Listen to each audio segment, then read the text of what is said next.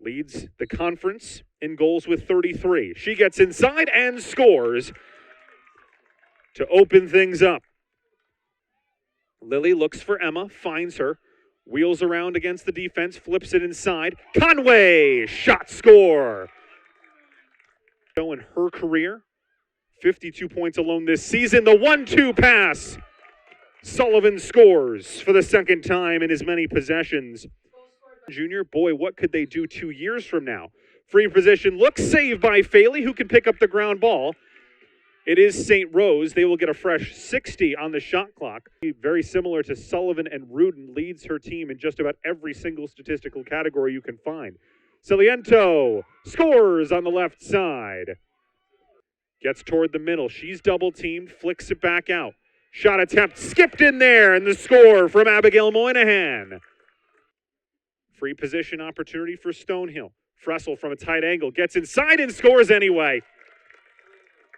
Surveying things, looking for the cut of Rudden across. Now finds her. Lydia through traffic and scores for the first time in 3 games. Lydia Rudden on the score sheet, and that has to feel great for her. To Molly May. Hughes flips it up high. What a pass! I don't know if that was the intended target. I'm sure Molly May Hughes will tell you it was, but Kendall Fressel comes to the rescue and scores her 30th of the year. Lydia darts inside. It goes into the net, but the foul is called first. Are they going to call it a goal? They are. And that is number 100 for Lydia Rudden, her 100th point of her career. It has been a career of stops and starts for Lydia Rudden. That if you let her into the play, she's going to score on you or pass on you. Another score by Stonehill. Think it was Moynihan. Here come the Skyhawks. Oh, what a move. Oh, what a score. Molly May Hughes. To go and the clock running until halftime. Bach, saved by Faley, who's sent behind the cage. Peering over her right shoulder is Faley. Spin inside. St. Rose wins the draw cleanly. They have an opportunity to score at the death, and they do. 3 in a row for the Golden Knights. Crispin's defending beautifully in the man-to-man.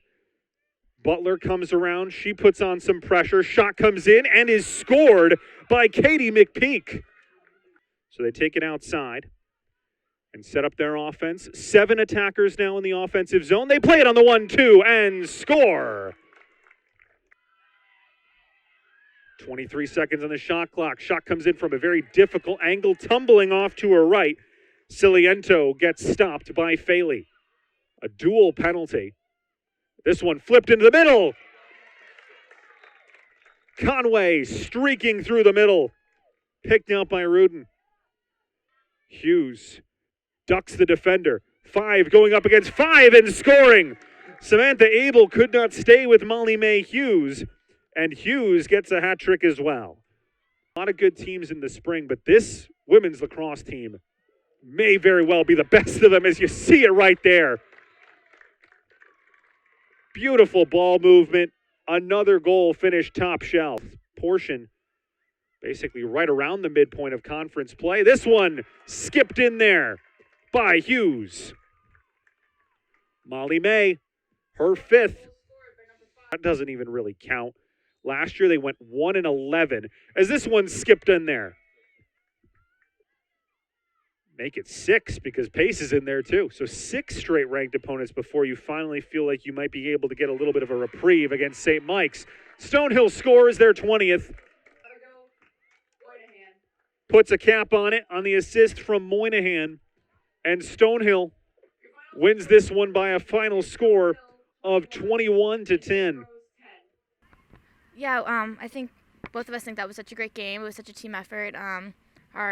We couldn't obviously have done it without like the defense, midfield, and attack all playing like they did, and our coaches just really prepared us really well, and we just put our full effort throughout the whole game, which I think was really important. So, I think our defense did an amazing job taking care of the ball, and then coming down on the attacking end, I think we took every possession for granted, and our defense took care of the ball, and then when it came down to the attack, we took every possession for granted.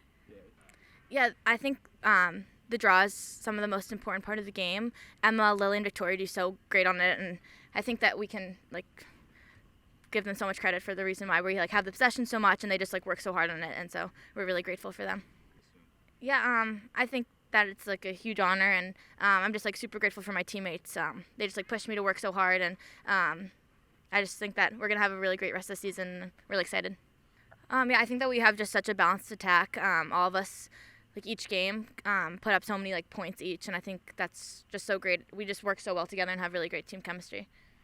Yeah, I think there's talent all around attack, so that when one girl isn't having a great game, another girl steps up, and we just push for a win. Yeah, definitely. It's we think it's so exciting playing ranked team after ranked team. It just pushes us to keep working hard each day, and we're really excited to play St. A's on Saturday. It's going to be a really good game. No, I mean, possession's the name of the game, and I think when you have a strong attack, that's even more important. And so I have to give Lily Leach a ton of credit because we lost Julia D'Agostino early in the season, I think game 4, and she stepped up, and she's kind of getting a little bit better and a little bit more confident and comfortable every day, and she knows where to put it. So Emma Sullivan can try to get her hands on it. Sully, just her instincts are just great. She knows where the ball's going before I do, and her instincts are just really, really strong, and her first step is lights out. I mean, she gets her hands on a lot of stuff. She's something else. I think that's what's interesting about Lydia. She's really dynamic, and I know she's not the fastest kid on the field, but even in a face guard, she's very effective. And Lydia's IQ is just Lydia's IQ is so high that she finds a way to manage those situations, and sometimes the face guard actually works as a benefit to her. And so I think that's what she's figuring out. But she knows how to work the ball around an 8-meter, that's for sure. And, considering she's a junior and she lost her freshman season, it's pretty impressive that she has those numbers this early. No, Molly had a great night, and she was due for one. And I think that's kind of the beauty of what we have going on here is that if somebody is, it's every coach is writing their scouting report, and they're picking who their best 3 or 4 attackers are, and they're matching them up, and I think our best attackers every day change. And so I think that's really the challenge is you just kind of have to play straight up defense, and our 7 attackers, they can do some damage when they're all really paying attention and moving fast. And tonight they did. And that's not to say that I actually am really impressed with St. Rose. I mean, for a team that's only been playing for 2 years, we had a really strong game, and that team is good. So I give them, and they make me nervous. They remind me very much of Pace when they first started. And I give Sarah a lot of credit. I think she's done a really, really great job with those kids. Oh, yeah, and I'm still thinking about last week. And so that when we were 6-1 or 7-1 going into the second quarter, I mean, we had been there before. And so, they scored 3 goals in 52 seconds. And so we made an adjustment. We communicated that, and, they fixed it, and it didn't happen again. But that team is good. That team can put the ball in the back of the net, and they can move the ball up the field. They have a lot of really fast, aggressive kids out there. And it was a very, very physical game. I thought the officials did a really nice job. They didn't call a ton of whistles, and they let us play. But that game was hard. That was physical. Yeah, no, we're excited for St. A's. And I mean, who's not ranked, right? I think we have 9 teams in the NE10 in the top 25 right now. I mean, to think that a top 25 team wouldn't make the NE10 tournament come May is really wild when you think about that. So every team we play is really good. I mean, St. Rose has been around for 2 years, and they're putting up fights against top-ranked teams. So we expect nothing less but a very competitive, hard-fought game on Saturday with St. Anselm's. That's usually how those games are between the two of us.